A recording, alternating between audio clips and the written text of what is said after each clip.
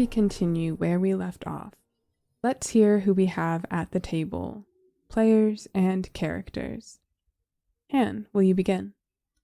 Hello, I am Hannah, playing Winnie, Guardian of the Shared Sky. Brennan? I'm Brennan, playing Brother Arcos Gerard, Priest of Furia. And Rob? I'm Rob, playing Magnus Vale, Master of Day and Night. And I am Amelia Somm, your GM. And you all awaken in the city of Rel. Did Winnie stay the night at her sister's after dinner? No, I think they pushed it on her probably, but no, she wanted to be back when everyone woke up in the morning. And she also probably didn't, actually sleep too much because of the previous conversation that they had. Guilt. Yeah, the guilt, yeah, yep. Yeah, amidst the many emotions that are swirling through Winnie's mind, probably constantly in the background, now pulled to the forefront. Yeah, for sure. You all wake up and find yourself in your respective rooms. Did any of you guys double up? If you did, you can be there with your bunk buddy. Magnus definitely, Loof definitely got a single room.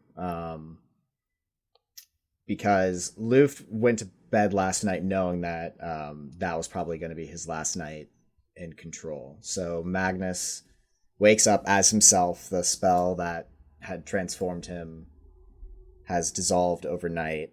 And with a screaming headache, wakes up, and on his chest is the book of poetry, and a note that Luft had left Magnus recounting what had happened while he was away and what they're going to do next. Sure enough. So you all make your way downstairs of the hotel that you were staying in. You're able to grab food and breakfast if you so choose and meet up to determine how you want to spend the day. Julian is not there.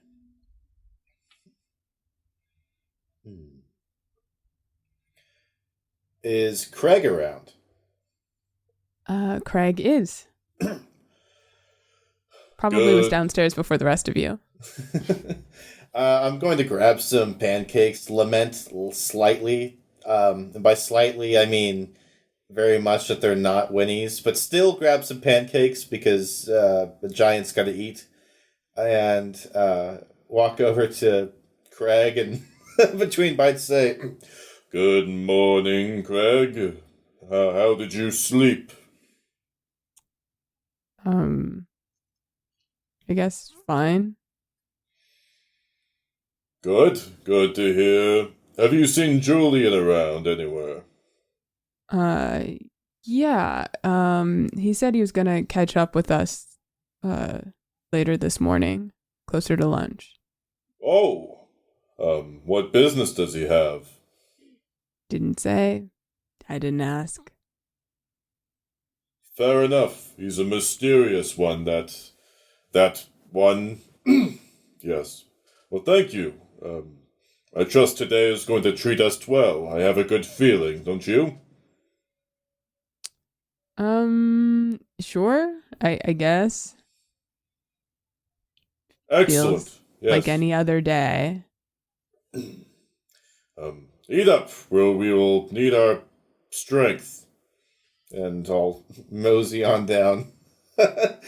Just kind of looks at you with just a weird, slightly confused expression as you walk away. Fair enough. Arcos, you're so loud for this time in the morning. My lungs are the size of your entire body.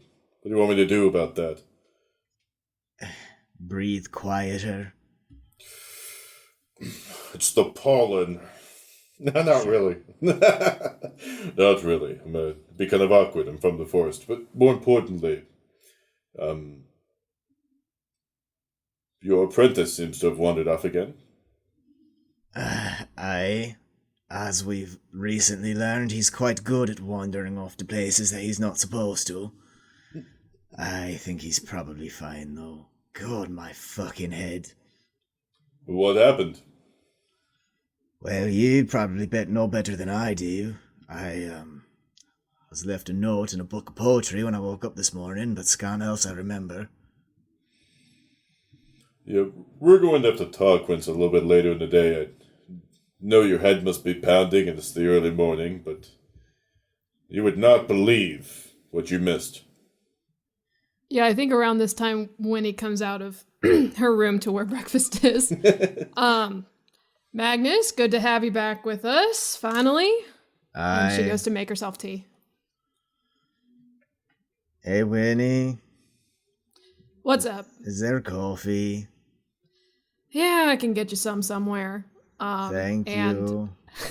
I think Winnie is just literally prepared for any situation, so she probably has instant coffee in her bag. You can also, there's fully a restaurant down here. You can there's like an espresso bar if you wanted to. Okay, yeah, I'll make him like a latte. Like whatever flavor he likes. I like it with pumpkin spice. Oh, that's a great flavor. She puts a few pumps of pumpkin spice in It's the only you available get your certain PSL. times of the year, you know. I don't crave it all the time, but when it's like available, I feel like I have to have it. When it hits, let me tell you. Can I use my healing magic to see if I can ease the headache a bit on the poor lad? Yeah. Awesome. Go ahead and roll for that with your spell casting. I'm gonna Benny that one. Okay, that is an 11.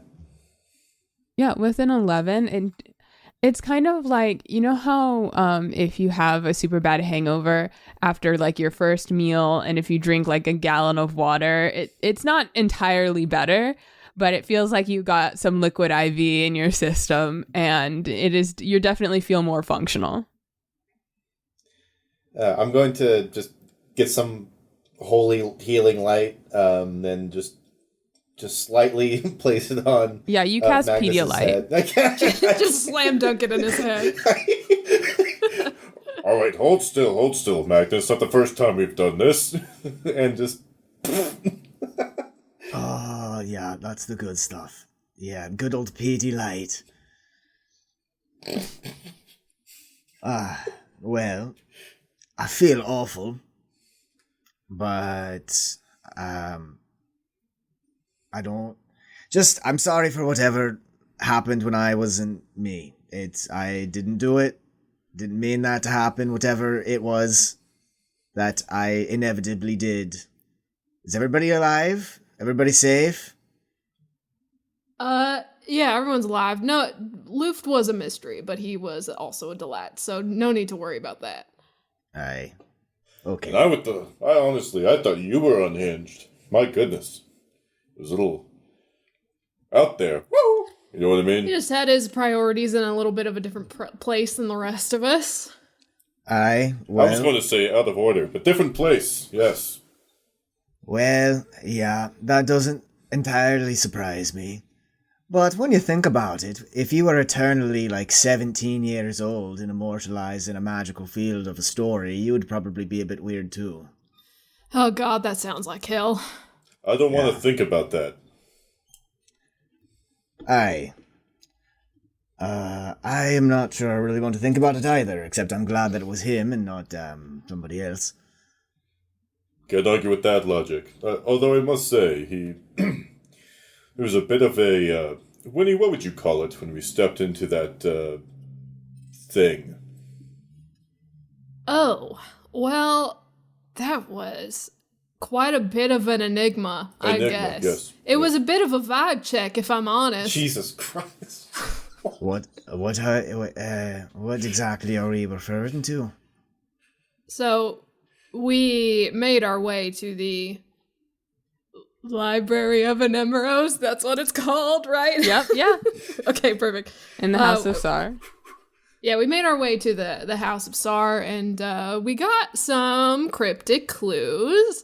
And there was this circular, kind of alignment type map thing on the ground that a few of us stepped into, and it turns out that it's very personalized to whoever steps inside of it. So some of us had a good time.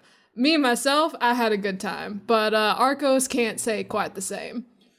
That had to be some of the worst 5 minutes to 3 hours of my life. I couldn't tell you how long or short it was, just that it was miserable. It wasn't very long, unfortunately. Ugh. Magnus like sips his pumpkin spice latte and like slowly puts it down and says, "Aye, so we all went to the Pavilion of Wonder then. And it was a vibe. Okay, so that I do remember something awaken me. Yes. Do not stand at my grave and weep." Now that's a little bit of another cryptic message. Aye. Going to pin that later. We're going to feel that in a moment. Circling back, yes, the Pavilion of Wonder, I imagine, was a bit of a vibe check. It sort of realigns your soul, and as you can imagine, if you have a particularly turbulent soul because you've been mucking around with something that you shouldn't be, not naming any names, or... All right, it's way too Winnie early kind of for crosses this. her arms like, all right, it sounds like I really did pass the vibe check. It's gonna sort of snap you back into whatever alignment your soul's, resonating with. So, interpret that how you will, I suppose. But we learned something valuable from it. Yeah, so your assistant, who is missing this morning, found a word, a place, a thing. Not 100% sure on what it is, but we learned the word mausolea. Does that mean anything to you? I would assume Magnus doesn't know what the fuck that is. Nah. Okay. Well, we have a direction to go in, at least. So you'll be happy to know, with your well-being today, that we will be making our way to the Twilight Wilds. Oh, well, that's actually relatively good news. I'm not outright banned from anywhere in there, I don't think. No, not under my jurisdiction, you're not. It's always good to have friends in high places. Okay. Well, that's good. I'm a bit shaken up, I think. You said Julian's missing. Is he missing, or is he, like, missing in that we just haven't seen him for, like, a few hours? I just think we probably haven't seen him in a few hours. Okay, hold on. Magnus is gonna pull out Alfalfa from his cloak. Mm-hmm. Hello, Alfie. Who's a good kitty? I love him. Magnus is just gonna take, like, a solid 3 minutes, just cuddle with his cat after just, like, the emotional roller coaster of the past, like, couple days. Winnie is the personification of the ooh eyes with the tears in them. Okay, who's a good kitty? I know. It's been so long. I haven't been He like him scrunches treats. up to you and like rubs his head against your chest. Oh, who's a good baby? Who's a good baby? How did we get Right. live footage of me talking to my cat? After a minute, Magnus is gonna like place Alfalfa on the table in front of him and says, Alfie, could you do me a favor and do a check-in on Julian and make sure he's still alive and all that? And you see Alfie jump into a shadow. Well, we'll just wait for him to get back then. Yeah, I don't think we should split the group up whenever we're crossing between planes. Probably not the best idea. Aye, especially if our best planeswalker is on the other side of wherever we are. Best planeswalker. All right, okay, whatever. Close. Excuse me, Winifred. I mean, did not Matado realize literally there is was- guardian of the shared sky. Like that does mean something, at least to me. Of course, I did not mean to give offense. I didn't realize there was a She's just competition. playing with you. I think you're the best, Winnie. For what it's worth. Thank you, Arcos. You're welcome. I appreciate that. Absolutely. I'm gonna squint at Magnus for a second. Oh, I'm gonna be getting plain pancakes for a few weeks, that's for sure. By the way, one other thing before we jump planes. Magnus, you're a bit of a prankster and much of a lunatic, but you definitely know more about books and knowledge than just about anybody I've ever met. Are you familiar with any sort of magic that can automatically censor a certain word? We've did a bit of an experiment whenever we wrote the word mausolea down, and it vanished. Nobody casting a spell that we saw around us. It's as if it was meant to disappear. It just happened on its own. Do you want to roll for it? Sure. I would love to roll for it. I was just gonna bullshit, but yeah. Oh my god. Roll high, burn bennies. Roll high, burn bennies. Am I rolling spellcasting for this? Or occult? Arcane? I think occult or occult would make sense. Occult's basically arcane. Yes. It's just magical research. I'm gonna spend a Benny to reroll that. Okay, I like that much better. Okay, I got a 6, so that's going to explode. So it's gonna be 14. Okay. With the 14, you would understand a few things. One, that this is an incredibly pure strain of contractual magic. In that it is and did you guys save the paper that you wrote the words on? Yes. Oh, okay. I wasn't sure who wrote it, so. I mean, Luft wrote you it. can I just think say he would that have kept it with Magnus' Yeah. like, notes and stuff. Yeah, and as you look at this paper, you see the same thing, which is nothing. I think you guys wrote a sentence, right? I am Mausolea? Yeah, I think something like that. I should probably remember that. Yeah. You see, I am no mausolea.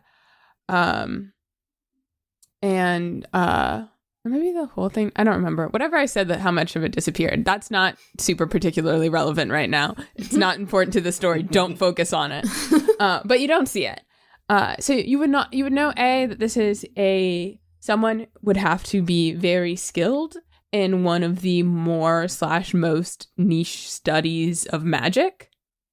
And to do something at this scale. It's one thing if I were to go into a library and enchant a singular book, it would, I would take time, take effort, take, magical power, whatever, what have you. It is unlikely that someone went into every single book and every single individual paper and cast a spell on it, right? So someone would have had to cast this over an area. Now, you could probably try walking around any given radius to see if this spell is, covering a certain area. I would say you would have a pretty good inkling given the fact that it was so powerful in a place that's already filled with such intense divine magic, and the head librarian was unable, you think that if it was that simple, the head librarian would have also thought, gee, maybe if I move somewhere else, I can figure it out. Maybe she did. Maybe she teleported somewhere. All this to say, the ability to just erase a word from written existence at all is such that every time it is uttered, written down, it disappears. And not only that, but to erase all of the knowledge around those words and that sort of memory thing that Lilith mentioned about not being able to quite recall soon after putting down a book what relevant information was in there. You also think it's unknown how long this has been going on because people could have likely read these entire tomes and not even noticed the part that was missing due to the magic properties. So while you have heard of the concept of illusory script, or of modifying a part of someone's memory, or of enchanting a book or something to hide information, the level and scope of this is not something you would not something you would be able to do, not something you would know of anyone who didn't exist just in legend being able to do, if that makes sense. Yes, that makes perfect sense to me and Magnus. To answer your question, Argos, I haven't heard of somebody doing magic like this, because this is, as far as I understand, a completely unique way to use magic. The best way I can describe how strange this sort of spell is by explaining a very easy spell. Say, when I cast fire, all I'm really doing is combining the air around me with energy, and forcing a chemical reaction with some magical words. But what I'm really doing is having mastery over the elements around me.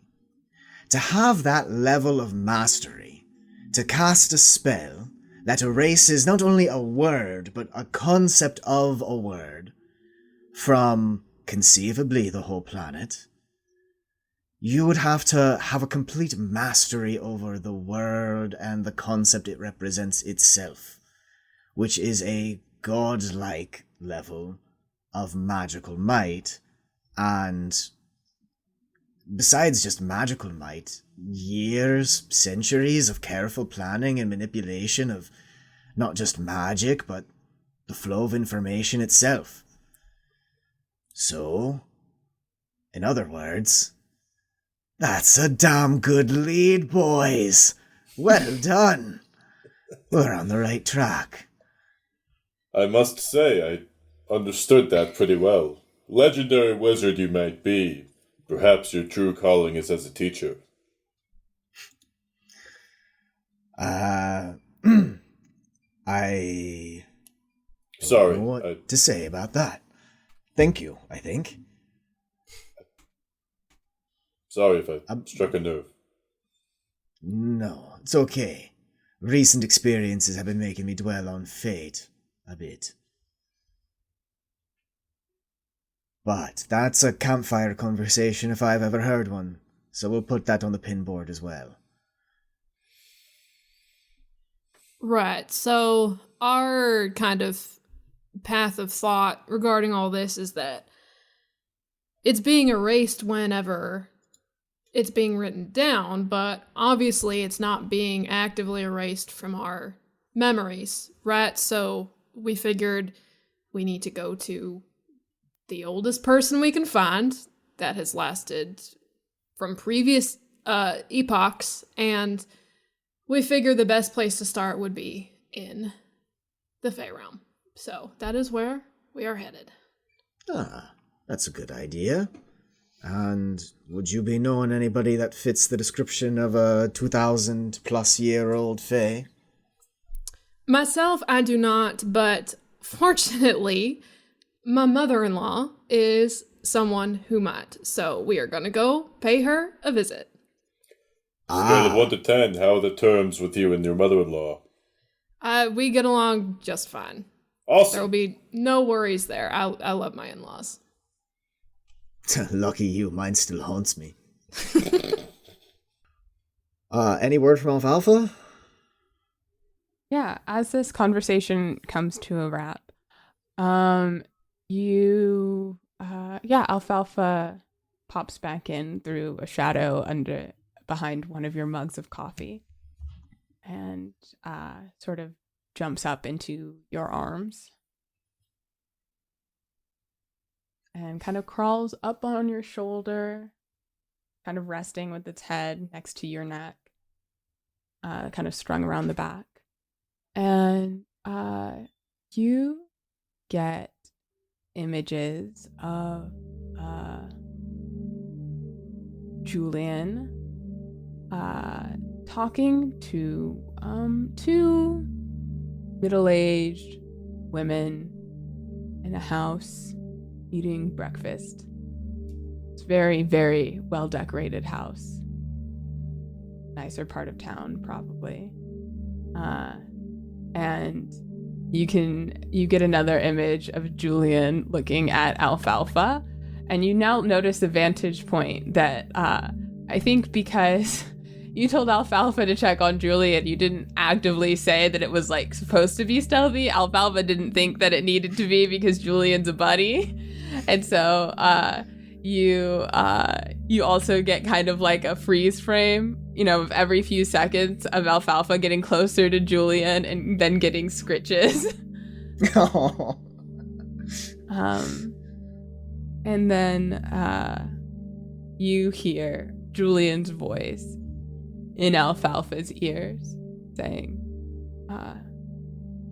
tell him I'll be back soon. Tell him I'll be back soon? Mm-hmm. Okay, that's a good lad. Yeah. All right. Well, Magnus is content with that. I think Magnus is like vaguely interested in like, why is he hanging out with two older women? Like, what could that possibly be? And I'm like, well, I don't know. It's not him. The ladies love him. The ladies love him. It's like, I don't know, maybe he knew them at some point. Like, I guess there's a lot about Julian's life that he hasn't really told me about. Like, it's possible. Yeah, they're probably like roughly twice Julian's age, maybe a little bit more. Like, they're closer to your age. Maybe a little older than you. Well, Magnus is like dimly curious about that, but is more so just like, good. Not nil. Solid. Yeah. Old lady's house, well decorated. Like, yeah, they seem to be feeding Julian breakfast. Like, not like feeding him literally, but like they've made a bunch of food and they seem genuinely excited to see him. Oh, that's nice. I wonder if he like delivered newspapers for them at some point or something. Yeah, I'm sure that's what it is. Yeah, I bet he did them a favor or something. So yeah, as you get that, Magnus, where are you all heading now? What are you doing in this interim? Sorry. Once you guys kind of finish your conversation, Craig comes up and asks, is it okay if I just kind of wander the city by myself for a while? It seems like we're not leaving till the afternoon. Fine with me. Well, you hardly need our permission. Do you need any like recommendations for food or sites or? No, I think I just wanna,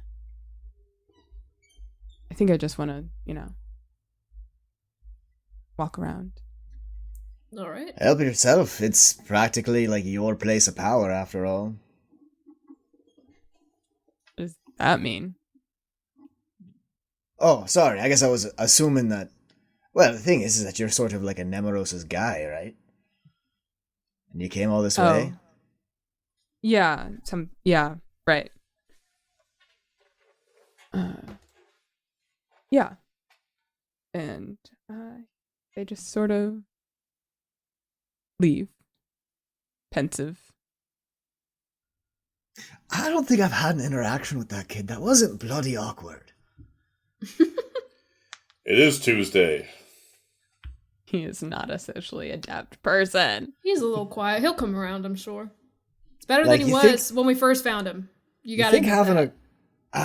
yeah, I mean, he's a lot less of an ass, but that's just a time thing. Well, so, I mean... Yeah, and I mean, weren't you all sort of murdering all of his friends when you met? I mean, it was war. It's not like It's a it level. was... Well, it was a brow camp. I mean, I get that. I'm not saying that you shouldn't have. I'm just saying it still hurts. Yeah. No, that's a fair point. I almost slayed my own brother during that battle. Speaking of which, where is my brother? As you say that, it comes down from his room. He was up late reading. Would Magnus, like, know that he was up late reading? Is there anything to, like... You can tell because he's still reading. He's reading a book as he's coming down the stairs. He looks at you, and you can see this sort of feeling of happiness and relief. Hey there, brother. What you doing there? You turned into a bookworm on me when I was gone.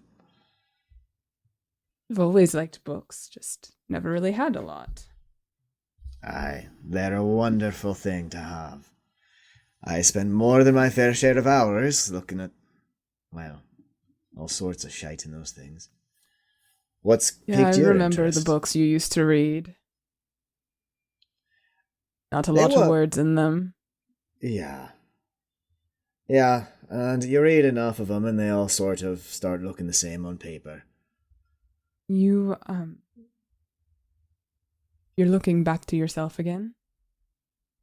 Aye, in more ways than one. Luft left me a bit of an account of what we were up to. I understand he may have caused a bit of alarm. Just want you to be safe. Aye. Are you okay, Magnus? No. I don't think a lot of us are, but I think my affliction is a bit, unique to me. Do I hear this conversation? That's a good question. Sorry, honestly. I didn't- I would think so. I mean, they're not like yelling it, but Winnie's pretty perceptive, and there's Right. I mean, there's people here eating and stuff, but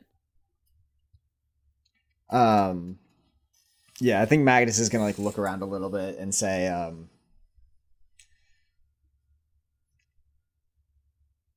in the long view, I think I have what amounts to a sort of terminal illness.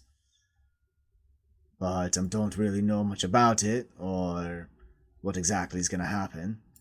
But I don't think it's going to kill me overnight. But at the same time, I don't think that it's anything to sniff at either. And so I'm sort of thinking about ways around it. If I can get around it at this point. When he pulls up a chair to the two of you, I don't think you're alone in that feeling, Magnus. I have also been feeling a little bit more off than usual. I don't shoot as straight. I don't feel as connected. I'm going to walk up and probably not sit there. Sitting down's always awkward when you're like 9 feet tall. But I'm just going to stand and cross my arms and say, Your troubles bring me no joy, but I'm a little relieved that I'm not the only one either. My power's been fading. My god feels a little more distant outside of that direct interaction in the crypt. Can't heal quite as well. My beams of light aren't quite as bright. We've, the way I see it, we've all sort of crested a hill in terms of our, divine or otherwise inspired feats of heroism. Which is not to say that we're not still excellent badasses capable of doing superhuman nonsense, it's just that... I mean, hell, we've gone through a lot and we're sort of up against enemies that defy normal smiting. I sort of imagine it like where inside of us is sort of a tide of magic and life and energy, if you want to think of it that way. At some point in our life, the tide inside us swelled to as high a point as it would ever reach again and crashed like a wave. And at some point, all that energy has to recede out again into the ocean of the void. I think that's the nature of our ailment, shall we say. But the thing that's bothering me is that this kind of started when we were coming down from Frular. I don't want to just pin it on time and life and nature just yet. I've been meaning to tell you this for a while now, Magnus. But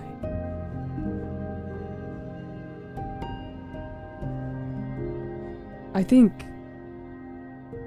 the trips you all are going on are a bit above my capabilities. And you've all shown me some amazing things. And I'm grateful for that. And if you're as sick as you say you are, I don't want to take that lightly. But when we were down there in the crypt, I asked the question. I asked why. It told me to find out.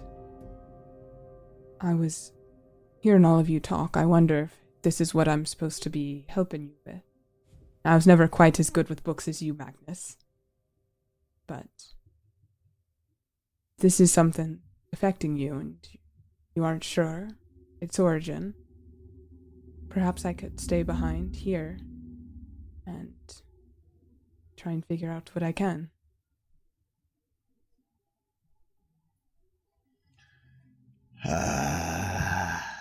I don't want to make this your problem, Heron, but I agree with you that there's no use in you getting killed in the Fey Plains or a mile under the earth in a crypt or someplace else suitably spooky. Yeah, Magnus, you're several decades late from not being my problem. That's the thing, though. I'm sort of always everyone's problem. All right. Well, sure. I sort of like that you are relishing the opportunity to read a bit, learn more about the world. I don't know. Makes me excited to see what you find out. Clues. Gods are often fond of contractual magic. I bet my apprentices could help you point you in the direction of some tomes that could discuss the topic, give you some ideas. I think whatever is afflicting us has got to be something relatively complex and powerful, if it's from a godly source at all, as Winnie suggests. So maybe starting in that realm might be a good place to start.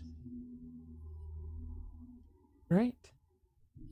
And Winnie, if you say if it's connected to whatever happened on Vular, then that means it has to do with Browd, and Browd I do know. So perhaps I can be of help there. It's just a hunch.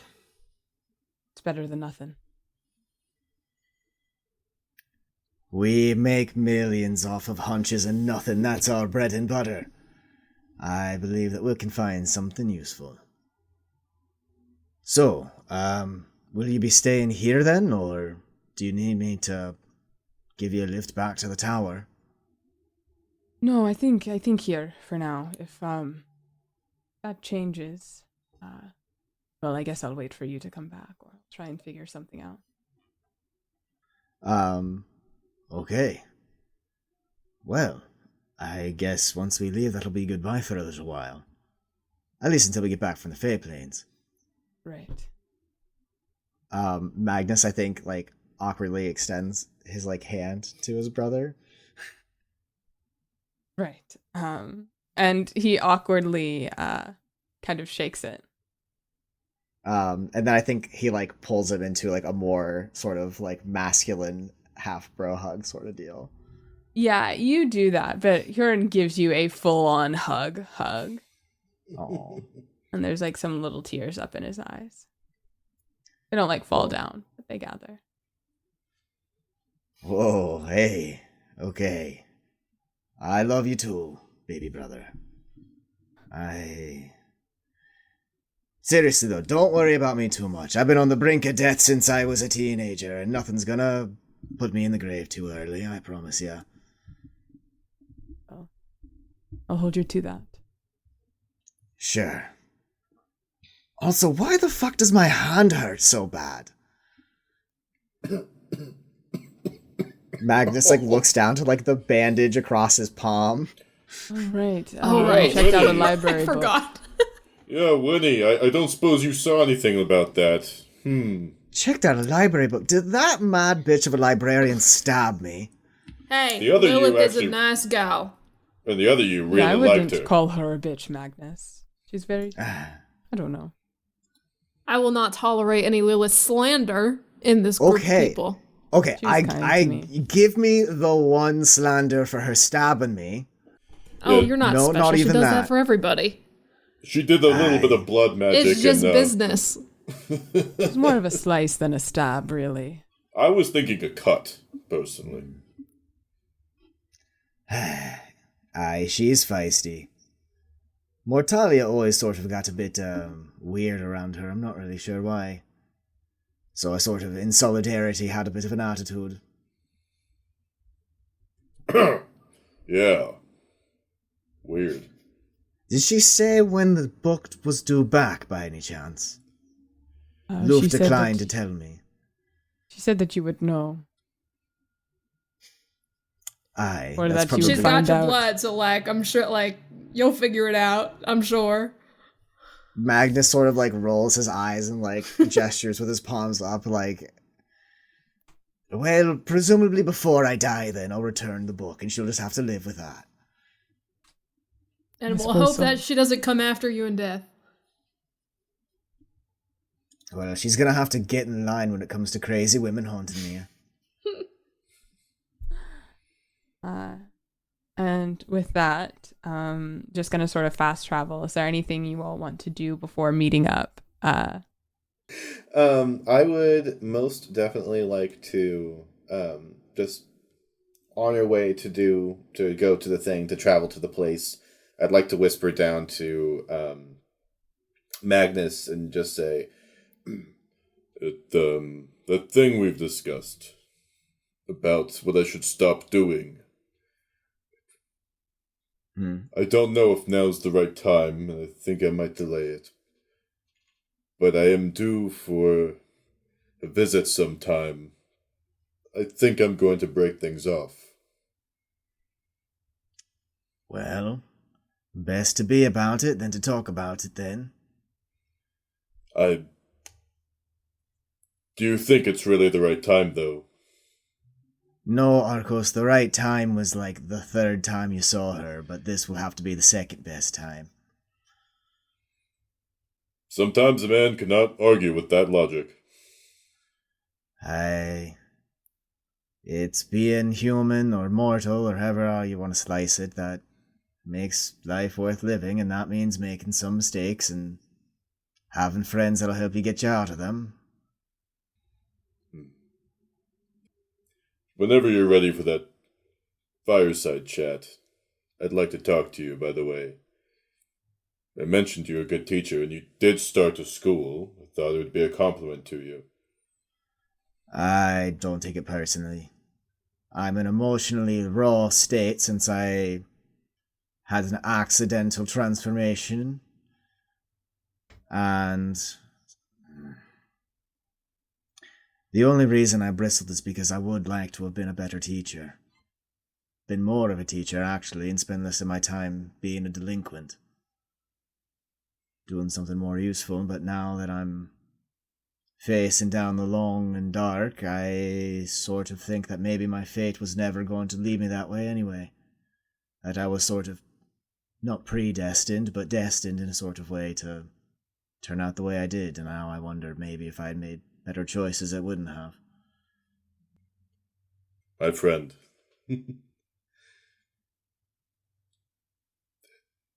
I'm just going to pat him on the shoulder and say, Perhaps another time is best indeed. I'm sorry for bristling as I did earlier. I'm not offended at you, Arcos. Thanks for being my friend. It's a pleasure and an honor. Down the road and back again. I think while they're having that heart to heart, Winnie just kind of moseys on out of the picture. You just kind of drop back behind and just I think she moonwalk it maybe out. gives a look to her and as she leaves, like I'll be back. Yeah. Yeah. You know, it's because her in school. Yeah. And I'm gonna go see my family again, because my son should hopefully be awake. Yeah. Yeah, it's the middle of the day by this point. Mm-hmm. Before I get there, can I pick up, like, a snack of some sort to bring? You gonna bring some sweets? Yes. Yes, I am. Make sure to get You that get some gallon of milk you pastries. left for a few years ago. Yeah, you were able to go to this pastry shop and you get what you know to be at least the last time you visited his favorites. Mm-hmm. Okay. And you head back to your sister's house. And I do my secret little knock again.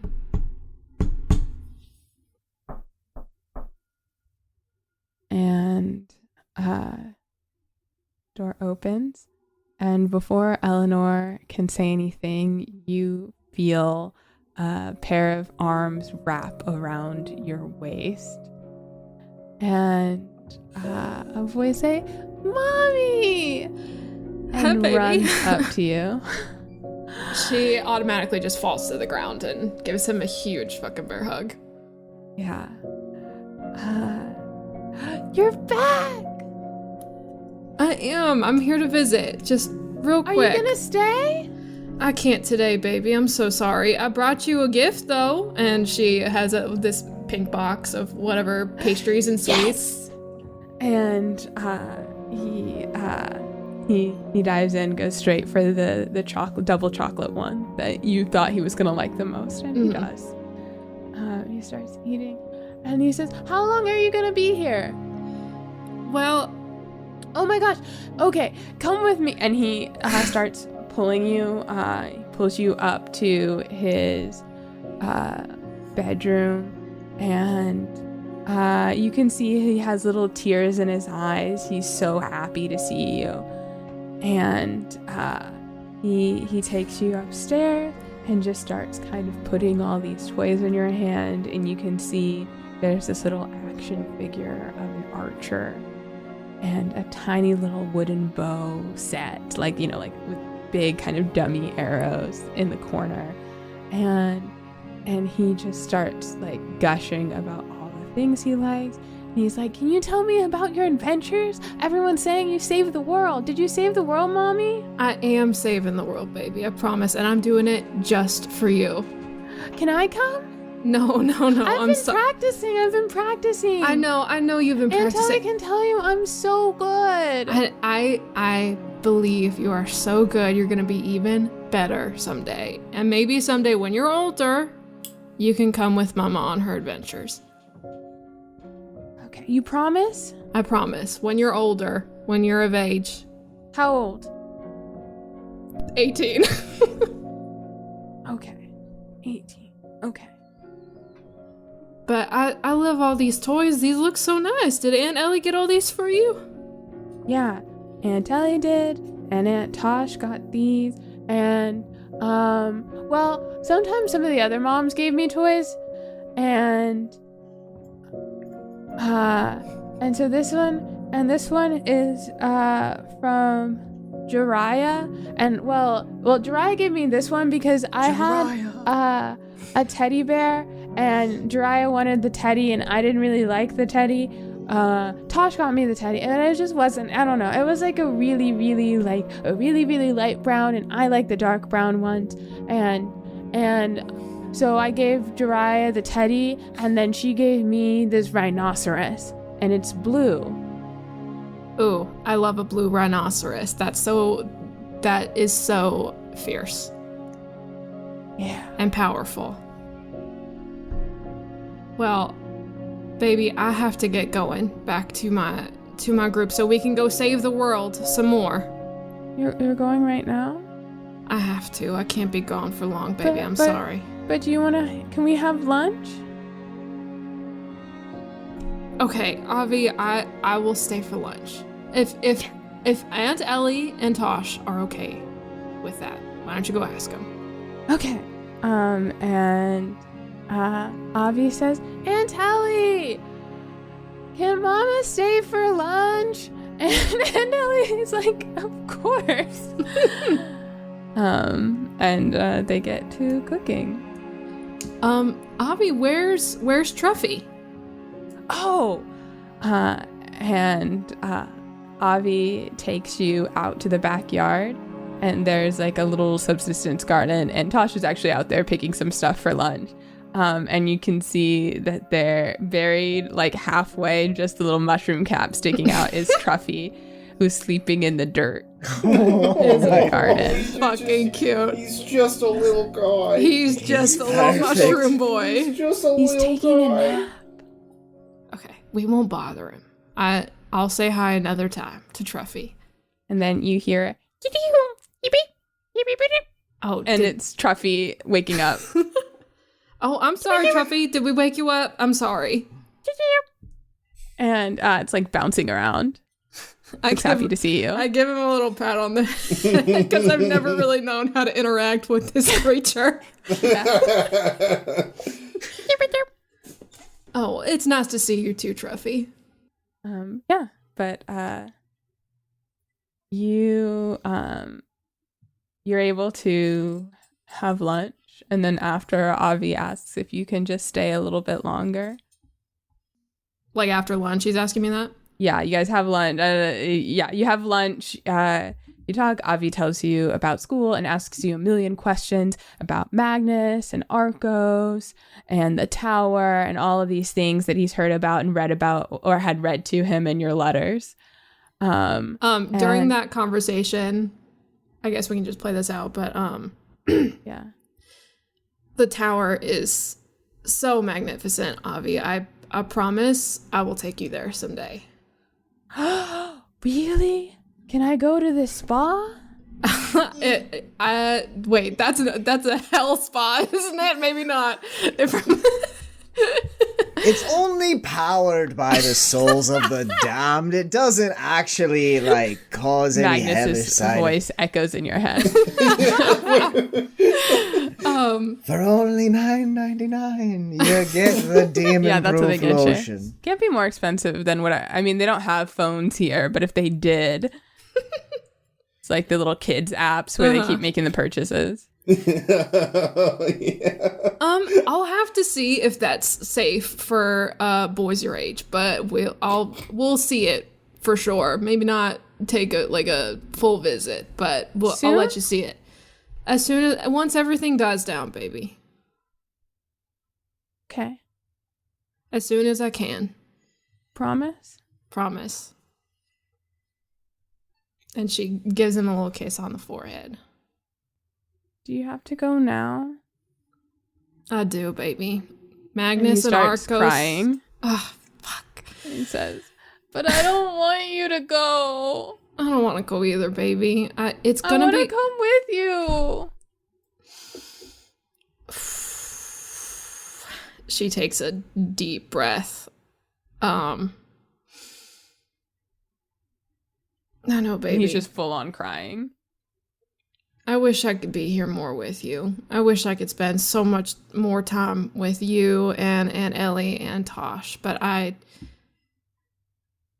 Mommy has to save the world.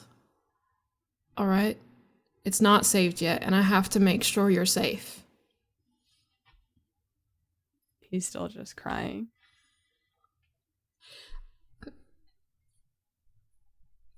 I kind of look, I'm sure Ellie's watching this, yeah? I kind of look to her for some help here. Yeah, Ellie kind of kneels down, says, Hey, Avi. I know it's going to be hard, but you know what? You know what we're going to do? We're going to make sure everything right here in Rel is safe and sound, so when your mama comes back, she can come home and take a nice long nap. And then you can go and show her all your favorite parts of the city, and then she can show you that magical wizard tower. And I promise you, we're going to write her we're going to write a letter to her every day. You're not even going to notice how quick the time flies. Okay? And he's like crying, and he's sort of like, you know, that thing when kids are calming down where they're still like kind of dry heaving a little bit, but yeah, he's like trying to calm himself down. And Avi says, "It's not fair." I know it's not fair, baby. Eleanor says the same thing about the same time. I know, honey. And she picks him up off the ground, and he's just sort of like wiping his face and kind of nuzzling into her. I grab another double chocolate croissant and give it to him. Kind of takes it and throws it. He's having a bit of a temper tantrum right now. Well, shit. Cannot bribe the child with croissants forever. Listen, we're gonna have so much fun whenever I get back. You just have to be so patient, okay? We're gonna go see Magnus's tower. We're gonna go see Arcos. We're gonna go see the spa. And we're gonna go have adventures. But I need you to be strong for me, okay? I need a strong adventuring boy. And she puts her hand on his hair, which is a very light, but bright lavender color. And she looks into his eyes, which he inherited from his mother, which are a bright pink color, his irises. Okay. I'll be back soon, I promise. Okay? I'll write you so many letters, and I'm gonna have so much more stories to tell you. You like my stories, don't you? Yeah. Well, I'm gonna go get you some more. All right? And she gives him another kiss on the forehead. Yeah. And he kisses you on the cheek.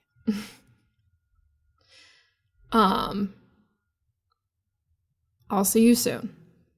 And then I think she takes her leave. She leaves the box of pastries, of course, for them. And unless Ellie or Tosh or anyone wants to say anything else before she leaves. Oh no, I think Ellie is probably just comforting Avi, and Tosh probably is the one who sees you out to the door. Yeah.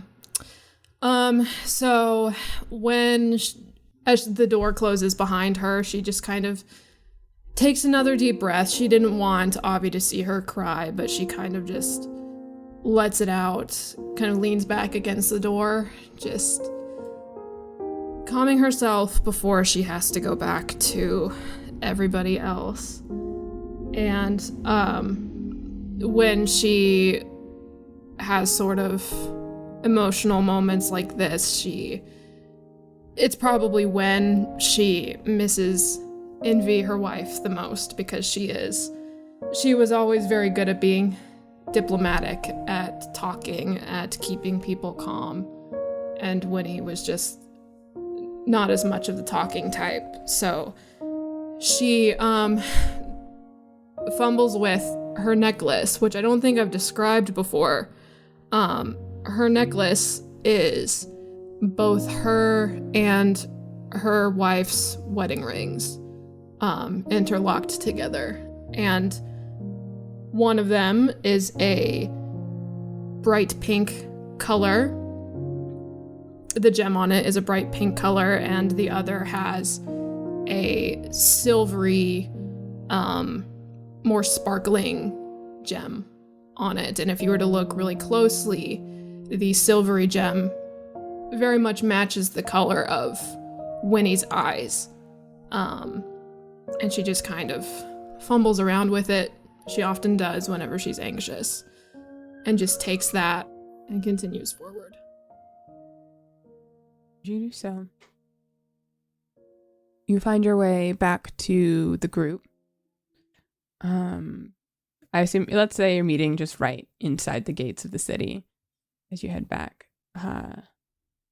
And a little before, actually a little after Winnie shows up, maybe about 10 minutes, Julian walks up. And then before or after that, then Craig manages to come as well. Magnus sort of doesn't know who to like look pensively at first as he sees his three friends who have been mysteriously wandering off. I mean, they come out. I would say Winnie shows up first. Julian probably shows up 10 minutes after Winnie, and then Craig shows up about 20 minutes after Julian. And they've probably been gone for like at least 45 minutes. Like Winnie was, I would say. So just do math from there. Just what a scene. It's just one by one. Magnus tapping his foot. Arcos being like, so. I'm sure Arcos the whole time was just telling Magnus how good of a friend he is and how much he enjoys his friendship and how good of friends they are. I think you come back to Magnus or to Arcos and I playing just like beer pong. Honestly, like I just conjured up some cups. Conjured. I feel like conjured cup beer pong is a classic. Oh, it's totally rigged because it's all my magic, so I'm just hitting it every time. What's wrong with telling Magnus he's my friend? What's wrong with that? You do it a lot. I'm so good at this game. Can I give it a try? And she just kind of plucks a ping pong ball, Yeah, whatever you're using, small little, just like semi-solid smoke ball, and throws it to the other side, hopefully sinking it. Can you roll for that? I'll roll for it. I'll roll a d20. That's a 19. She absolutely fucking sinks Oh my god. That's when you get it in one and then it like spins around and hops into another. You get a double. Yeah. That's a crit. It almost does that, but it doesn't. Well, we don't have crits here. This is Savage Worlds. This isn't Dungeons and Dragons. Okay, well, whatever. Get fucked, Arcos. Just this ping pong ball is like a third of the size of my fingernail. It's hard to manipulate. Yeah, you gotta have a discerning eye with your aim. Can I try it? I know we've got to save the world, but I really want to see how I do it. We're still waiting for Craig and Julian. Okay, It's fine. yeah, you're so right. Okay. Winnie just sweating as she's counting the minutes she could have left. Are we later. gonna like IRL the 30 minutes in between when Winnie arrives and Craig gets here? No. I just want to know if Arcos fucks up, okay? Yeah, what do I roll for that again? D20. Just roll a straight D20. Beat a 19. You can't. Oh my god. I don't think we've been playing Savage Worlds so much. I don't think I have one. I have to digital die that one. It's in the dice bag. There is some instance where D20 is needed in this game. I just don't remember where. It's just like one super specific instance. All right. That is a 9. Let's go. Winnie beat you both. Yikes. And as you guys do that for a while, Julian walks up. Hey, what's up? What's up? Not much. I'm going to toss him a ping pong ball. Catches it. I don't have a D20. No one's prepared. Only I have a D20. That's a 15. Oh my god. Better than you, Arcos. Arcos sucks. Makes it in, but not with the same flourish that Winnie does.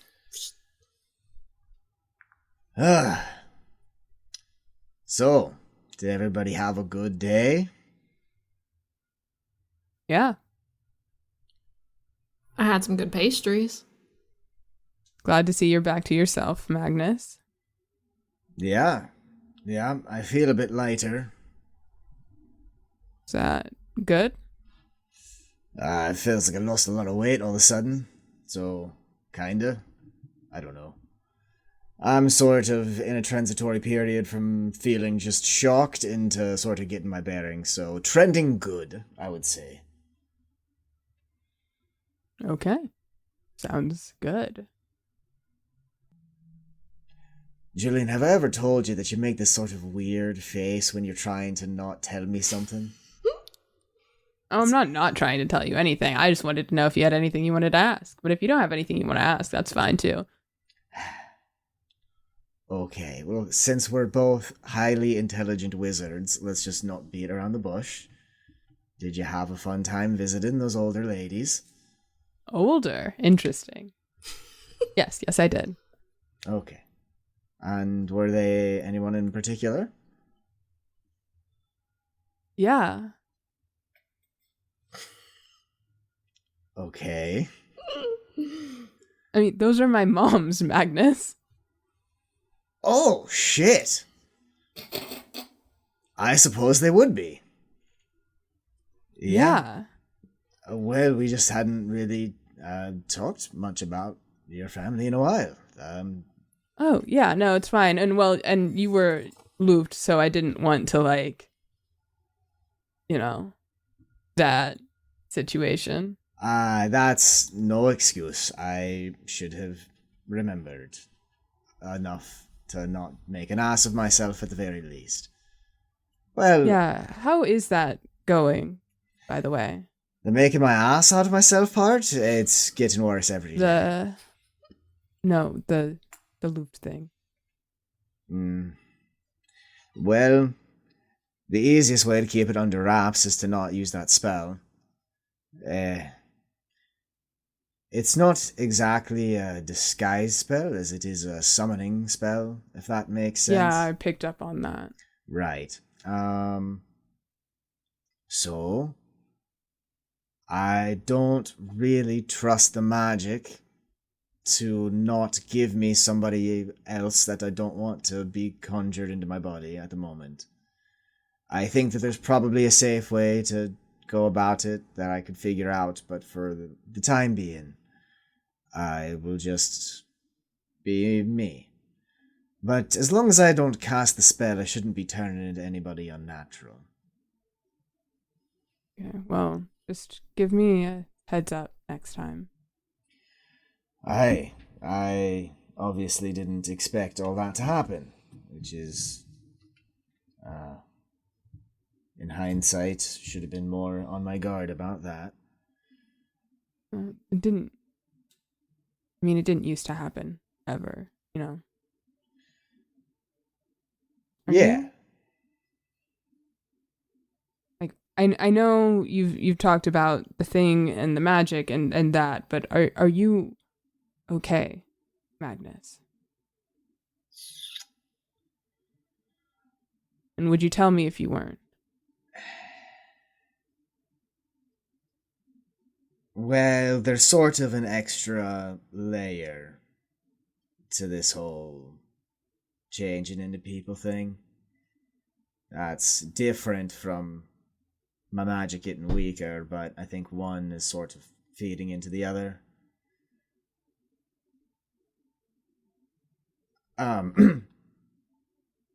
I don't think it's anything too terrible to worry about, meaning that I don't think it's putting me in any more danger than I am already.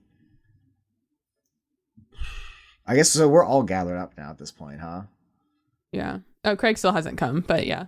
I mean, I was gonna let that conversation be conversation, like, separately, if you wanted it to be, but whatever you want. Magnus sort of looks around and just sort of shakes his head, waffling a little bit, and basically says,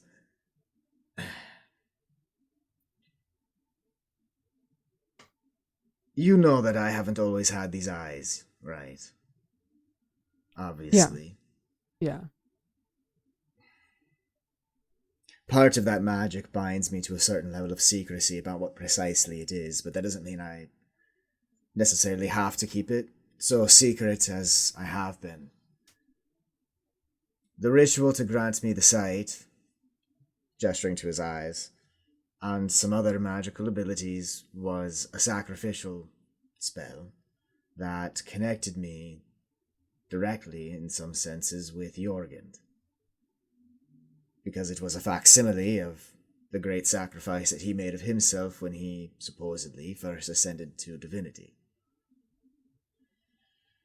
Well, no magic is free of consequences. Part of that deal was that I would cease to be a strictly speaking normal mortal person. I became maybe a champion of Jorgund is the right way to say it. A vessel, or maybe just a piece of the great god himself.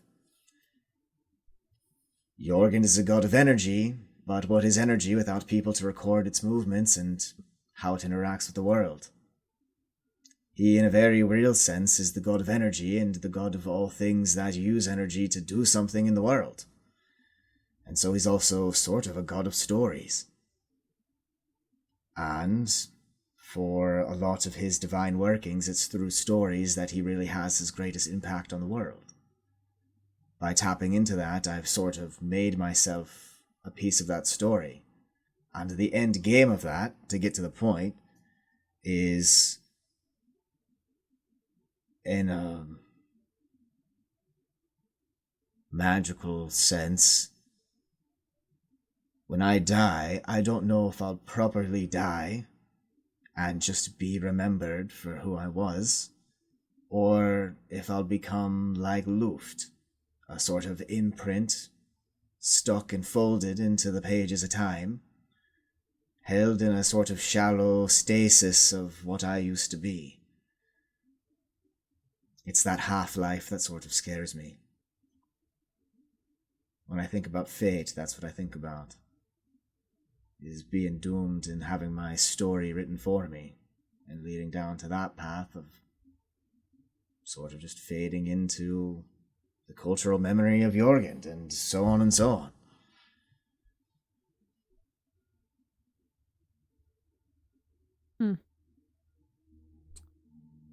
Well, that's not...